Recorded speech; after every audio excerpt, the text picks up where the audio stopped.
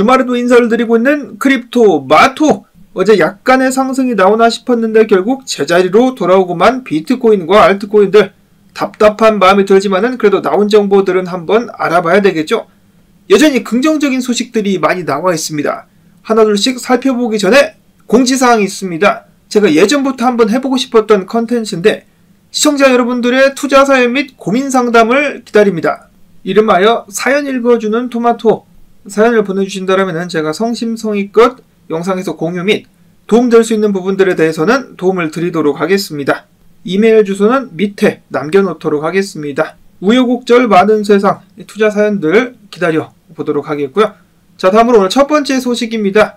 최근에 금 가격이 전고를 계속해서 돌파하고 있죠. 그러자 당연히 전 세계에서 골드바 수요가 높아짐에 따라 가지고 골드바가 너무 비싸다, 물량이 없다 싶으면은 금 대신 은, 많은 사람들이 은을 또 찾고 있다라고 하는데요. 금도 떨어지고 은도 떨어지면은 더 소액으로 투자할 수 있는 안전자산 무엇이 있을까? 비트코인이 될 수 있지 않겠느냐 하는 기대감 상승하고 있다라고 합니다. 특히나 금 가격이 전고를 돌파하고 난 후에 대략적으로 3개월 후 비트가 금의 궤적을 따라간다라고 해가지고 많은 기대가 나오고 있다. 자, 이런 가운데 안전자산뿐만 아니라 위험자산들, 미국 증시 같은 경우도 흔들기 이후에 계속해서 상승하는 모습을 보여주고 있는 가운데 증시도 계속해서 오를 수 있지 않겠느냐라는 기대감 마찬가지로 나오고 있다라고 합니다. 워렌 버핏 같은 경우는 그동안에 계속해서 들고 있는 보유량 주식들을 팔아 넘겼었는데 애플 같은 경우 주식 매도를 중단했다라는 소식이 나왔습니다.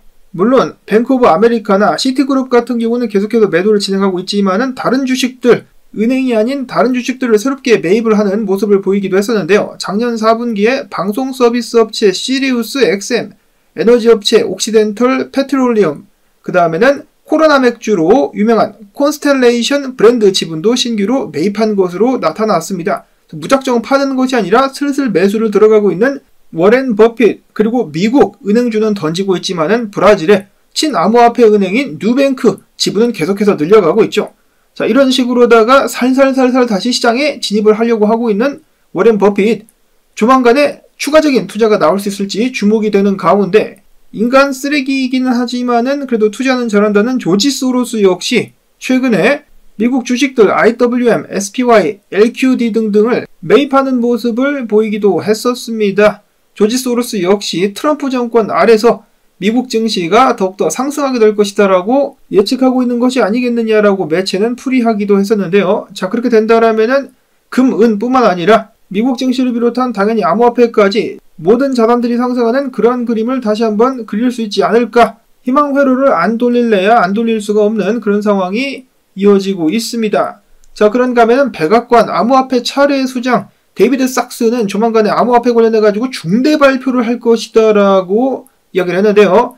아, 그놈의 중대 발표 지겹다. 사람들이 저스틴 썬병이 걸린 것인가 계속해서 중대 발표를 남발하고 있는데 데이비드 sak스는 이야기하기를 정부 부처와 워킹 그룹 간에 대통령이 주는 과제를 실행하기 위해서 토론을 진행 중에 있다. 조만간에 이거에 관련해가지고 암호화폐 관련해가지고 중대 발표가 나올 것이다라고 이야기를 했습니다. 디지털 자산에 관련된 중대 발표 무엇이 있을까? 당연히 또 루머들이 돌고 있는데요. 미국의 전략적 비축 자산에 비트코인뿐만 아니라 알트코인들이 포함, 이더리움, XRP, 솔라나, 에이다 등등이 포함되게 될 것이다라는 발표가 나올 것이다라는 루머가 또 돌고 있다라는 이야기들이 나오고 있습니다. 아, 그놈의 중대 발표와 루머, 좀 지겨운데요. 제대로 된 소식 한번 시원하게 나와줄 수 있으면 좋겠습니다. 그런가 하면 얼마 전에 트럼프 미디어에서 조만간에 암호화폐 투자를 시작하게 될 것이다라는 계획을 발표했었는데요. 해당 안건이 이사회의 승인을 통과하게 되면서 조만간에 본격적인 암호화폐 투자가 진행될 것으로 예상이 됩니다. 이제 뭐 거의 암호화폐 몰빵을 치고 있는 또 람프.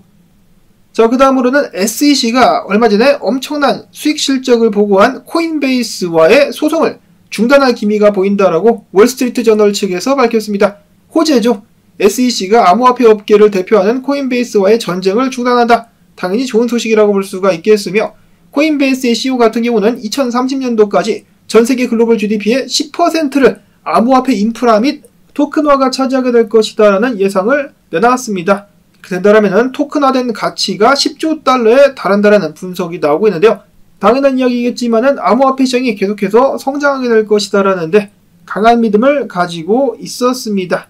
그런가 하면은 드디어 이번 주입니다. 작년부터 고대하고 고대했었던 FTX 채권자들에게 현금 반환 2월 18일, 미국 기준으로 2월 18일부터 시작될 예정인데요.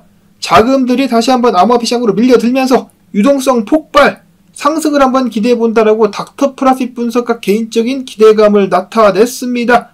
이번 주부터 좀 가자. 자, 한편 비트코인 같은 경우는 지지부진한 모습, 횡보를 이어가고 있는데요. 지금 이 자리, 알트코인 설파 분석가 같은 경우는 채널 상단이나 하단이 아닌 중앙에서 와리가리 치는 거, 이거를 대상으로다가 거래를 하려고 하면 돈을 잃기 십상이다라고 경고를 해주었습니다. 최소 상단이다 하단까지 왔을 때 그때 거래를 진행하는 것이 현명하다라는 것이죠. 한편 군바 분석가 같은 경우는 비트가 다시 한번 내릴 것이다. 92,500달러 선까지 한번 내리지 않겠느냐 기다리고 있다라고 밝혔습니다. 앞에서 보셨었던 채널의 하단 부분이라고 볼 수가 있겠는데요. 여기서 아가리를 짝짝 벌리고 있겠다. 자, 과연 아가리 속으로다가 세력들은 비트코인 한 점을 쏙 넣어줄 것인가? 자, 그런가 하면 어제 비트코인 현물 ETF 드디어 순유입으로 전환이 됐습니다. 7천만 달러가 유입이 되었었고, 블랙락으로부터 2,200만 달러, 그리고 피델리티로부터 9,400만 달러 유입을 시키는 데 성공을 했었고, 이더리움 현물 ETF 같은 경우도 자금 유입 1,170만 달러가 유입이 됐는데, 이 모든 자금이 피델리티로부터만 흘러 들어온 것이지, 다른 ETF 같은 경우는 자금 흐름이나 이동이 없었습니다. 자, 한편 어제 이더리움 관련해가지고 기대를 할 수 있을 만한 소식이 나왔죠. 정권도 바뀌었겠다. 이번에 뉴욕 증권거래소가 그레이스케일의 이더리움 ETF에 스테이킹 기능을 허용하는 규칙 변경 서류를 제출했습니다. 으아, 정말로 이더리움 현물 ETF에 스테이킹 기능만 추가가 된다라면은 이더리움 그동안의 울분을 토하면서 날개를 활짝 펴고 드디어 똥통에서 벗어날 수 있는 그런 기회가 마련되지 않겠느냐, 많은 사람들이 기대를 하고 있습니다. 벤자민 코엔 분석가 같은 경우도 이더리움 사토시 차트 계속해서 개박살이 나고 있긴 하지만은 지금 시점에서는 비트코인보다는 이더리움이 더욱더 매력적으로 보인다라고 밝혔습니다. 이더리움 사토시 차트가 바닥을 치기 전까지는 알트 시즌이 시작되지 않을 것이다. 알트코인 시즌은 비트코인 도미넌스가 높은 수준에서 시작되는 경향이 있다. 많은 사람들이 비트코인 도미넌스가 상승했을 때 이를 암호화폐 부정적이다라고 이야기하지만은 이는 사실이 아니다 라고 이야기를 하면서 일반적으로 사토시 차트가 0.03 미만일 때 이더리움이 굉장히 매력적인데 지금은 0.028자리까지 떨어진 수준이다라고 이야기를 했습니다. 이더리움 가지야라고 외쳐보고 있는 벤자민 코엔 분석가, 다음으로 댄 크립토 트레이즈 분석가 같은 경우 이더리움이 만약에 2,800달러를 뚫고 올라와가지고 그 안에서 버틸 수 있다면 4,000달러까지 가게 될 수 있겠으나 아직은 그렇게 하지 못하고 있다라고 밝혔습니다. 그러나 최근 또람프를 비롯해가지고 많은 고래들 역시 이더를 매집을 하고 있다는 소식 속속들이 들려오고 있는데요. 미워도 다시 한번 이더리움에 관련된 기대를 접지 않고 계속해서 지켜보도록 하겠습니다. 자, 그런가 하면 XRP ETF 관련된 업데이트들이 계속해서 나오고 있는 가운데 이번에는 21쉐어스에서도 XRP 현물 ETF를 신청을 했습니다. 굉장히 높은 수준의 적중률을 보여주는 폴리마켓 같은 경우 올해 XRP 현물 ETF가 승인될 가능성을 81%로 내다보고 있었는데요. 이야, 이거 이러면 된다고 봐야 되겠죠. 올해 안에 XRP 현물 ETF 나오게 될 것이다. 그리고 계속해서 리플 관련된 좋은 소식들 및 업데이트들이 나오게 된다라면은 XRP가 12달러 50센트까지 갈 수 있다. 지금 현재 상황이 2017년도와 굉장히 비슷하다. 그때도 1300% 이상 급등을 했는데 패턴이 재현되게 된다라면은 올해 안에 12달러 50센트를 돌파할 수 있을 것이다 라는 그러한 분석이 나오기도 했었습니다. 지금 이제 XRP 같은 경우는 50일 2평과 200일 2평 간의 골든 크로스가 나온 상황, 강력한 상승 한번 기대를 해본다. 12달러 가면서 한국 사람들 부자 한번 돼보자 라고 밝혔습니다. 자, 물론 한국 사람들 관련된 언급은 안 했지만 한국이 XRP 리플 강국 아니겠습니까? XRP가 상승하게 된다면 많은 한국 사람들이 수혜를 보게 될 것으로 예상이 되고 있는 가운데, 그러면 스텔라 같은 경우도 불플래그가 형성이 되고 있기 때문에 조만간에 1달러 80센트를 향한 스텔라 루멘의 상승 기대를 해봐도 좋을 것 같다라고 알리 마르티네즈 분석가는 밝히기도 했었습니다. 자, 그런가 하면 최근에 BNB 체인 측에서도 우리도 솔라나의 펌프닷펀과 같은 밈코인 밀어주기를 시행할 계획을 가지고 있다라고 밝힌 가운데 짜오짱펑의 게시글 등등을 기반으로 해가지고 바이낸스 체인 코인들이 굉장한 펌핑을 보여주고 있는데요. 이에 힘입어가지고 팬케이크 스왑이 덱스 시장에서 1위, 거래량 1위를 재탈환했다라는 소식이 나오기도 했었습니다. 자, 이렇게 된다라면은 한때 소라나 관련된 코인들이 펌핑이 많이 왔을 때 레이디움이라든지 주피터가 많이 상승했었던 것처럼 바이낸스 체인을 대표하는 덱스 거래소 팬케이크 코인 역시 크게 상승할 수 있지 않겠느냐라는 기대감 나오고 있습니다. 다음으로는 알리 마리티네즈 분석가 니오 프로토콜 차트를 보면서 야, 지지선을 깨고 나왔네. 근데 만약에 지지선 위로 다시 올라갈 수 있다라면은 펌핑 5달러 50, 8달러 50센트를 다시 노려볼 수 있겠지만은 만약에 이 자리에서 밀려갖고 내려오게 된다면 추가적인 하락이 나오게 될 것이다 라고 예측을 했습니다. 니어 프로토콜의 운명은 과연 어떻게 될 것인가? 비트코인에게 달려있다. 자, 그런가 하면은 미국의 증권 및 암호화폐 거래소 루비노드에서 피스 네트워크를 상장한다라고 밝혔습니다. 그리고 또한 코인베이스 역시 피스 네트워크를 상장 로드맵에 추가했다라는 소식이 나오기도 했었습니다. 마지막으로는 세상은 요지경 개판 소식 준비를 해봤는데요. 얼마 전에 또람프 대통령이 밈코인을 발행한 데 이어가지고 계속해서 대통령 혹은 국가 단위의 밈코인들이 발행이 되고 있습니다. 발행까지는 괜찮은데 결과는 개판이라는 것이 문제겠죠. 이번에는 중앙아프리카 공화국에 이어가지고 아르헨티나의 대통령 하비에르 밀레이가 자신의 트위터 계정에서 코인 리브라를 소개하면서 다시 한번 광풍이 몰아닥쳤었는데요. 결과는 개떡락. 중앙아프리카 공화국과 마찬가지로 개떡락을 맞이하게 되었습니다. 어떤 사람은 여기에 500만 달러를 투자했었다가 다 날리기도 했었다라고 하는데요. 상황이 안 좋아지자 대통령 바로 튀어나와가지고 아이고 내가 사전에 검증 없이 해당 코인에 대해서 긍정적인 트윗을 남겨서 죄송합니다 라고 이야기를 하는가 한편 나는 사실 해당 프로젝트와 관련이 없다라면서 선을 그었습니다. 굉장히 무책임한 모습이 보여지고 있는데요.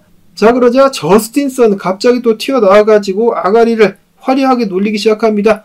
야, 아르헨티나 대통령, 네가 잘못했으면은 책임을 져야 될 거 아니야? 자금 손실을 배상하고 법적인 책임을 져라 라고 이야기를 했는데 지도 범법자면서 말은 잘하죠. 거기다가 이번 사태 내부자들, 아르헨티나 대통령 밈코인 내부자 신상을 알아본 결과 죄다 중국인이야 라고 하기에는 비슷한 성이 나올 수가 있기 때문에 중국인들로 보이는 사람들이 많이 포진해 있었다 라는 사실이 드러났습니다. 그 중에는 베트남인으로 보이는 사람들도 있기도 했었는데요. 세상에 남미 국가에도 이제 동양인들이 들어가가지고 사기를 치고 있으니 이제는 개판이라는 단어도 부족할 정도가 아닌가 라는 생각이 들 정도입니다. 저렇게 한탕씩 크게 해먹는 모습이 보여지고 있자 관련된 사기 코인들 계속해서 기승을 부리고 있다라고 하는데요. 버뮤다 총리가 직접 나와가지고 버뮤다 국가 코인은 없다. 사기에 당하지 말라라고 하면서 버뮤다 코인은 사기임을 다시 한번 경고를 한 데 이어가지고 그런가 하면은 케이만 제도에서 케이만 제도 코인을 조만간에 발행할 것이다. 케이만 제도 총리가 직접 자신의 트위터 계정을 통해서 이런 식으로 남기기도 했었는데요. 이거 아무래도 해킹당한 것이 아니겠느냐라는 의혹들을 계속해서 받고 있습니다. 저렇게 암호화폐 시장이 오염되자 일각에서는 야, 사실 이런 말 하게 될지는 몰랐지만은 게리 겐세이가 그립다라는 말까지 나오고 있습니다. 게리 겐세이의 SEC가 암호화폐 시장을 휘저었을 때는 이 정도 개판은 아니었었는데 라는 것이죠. 자, 그럼에도 불구하고 저는 게리 겐세이가 전혀 그립지 않습니다. 이런 밈코인이 안 사면 그만이고 사람들도 몇 번 데이다 보면은 학습을 하게 되겠죠. 사고 말고는 본인들이 선택할 수가 있는데 게리 겐세이 같은 경우는 일방적으로다가 암호화폐 전체 시장을 억눌렀었기 때문에 저는 게리 겐세이가 없는 지금 상황이 더 좋습니다. 저는 게리 겐세이 때문에 여러 가지 면에서 피해를 좀 많이 봐가지고 여전히 감정이 좋지 않습니다. 자, 마지막으로는 중국의 AI 딥시크가 결국 키보드 패턴 수집을 제외했다. 미친놈들이죠. 키보드 패턴을 니들이 수집을 왜 해 처음부터. 믿을 수가 없는 중국의 AI 앞으로도 계속해서 전 세계에서 외면받기를 바라보면서 올라온 정보들 여러분들께 도움되셨다면 이번 주 한번 가보지야라는 의미에서 힘찬 광조 뜻 부탁을 드리면서 저는 다음에 새로운 소식 가지고 인사를 드리도록 하겠습니다.